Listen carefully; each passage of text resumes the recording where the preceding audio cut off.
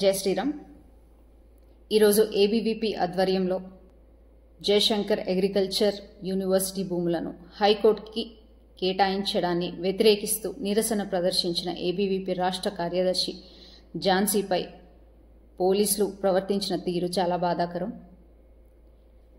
ఝాన్సీపై చేసుకున్న పోలీసులని వెంటనే సస్పెండ్ చేయాలని నేను బీజేపీ రాష్ట్ర మహిళా మోర్చా అధ్యక్షురాలుగా డిమాండ్ చేస్తున్నాను.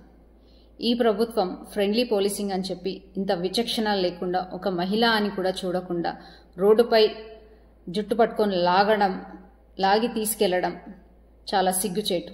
తనేమైనా హత్య చేసిందా లేకపోతే దొంగతనం చేసిందా?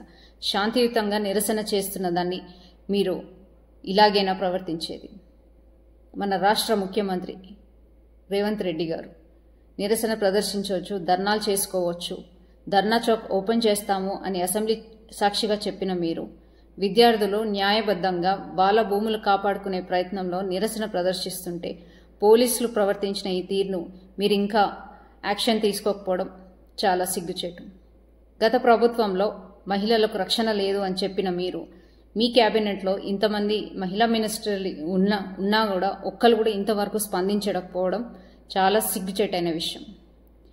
బీజేపీ రాష్ట్ర మహిళా మోర్చా అధ్యక్షురాలిగా వెంటనే ఝాన్సీపై చేసుకున్న పోలీసులని సస్పెండ్ చేయాలని నేను డిమాండ్ చేస్తున్నాను.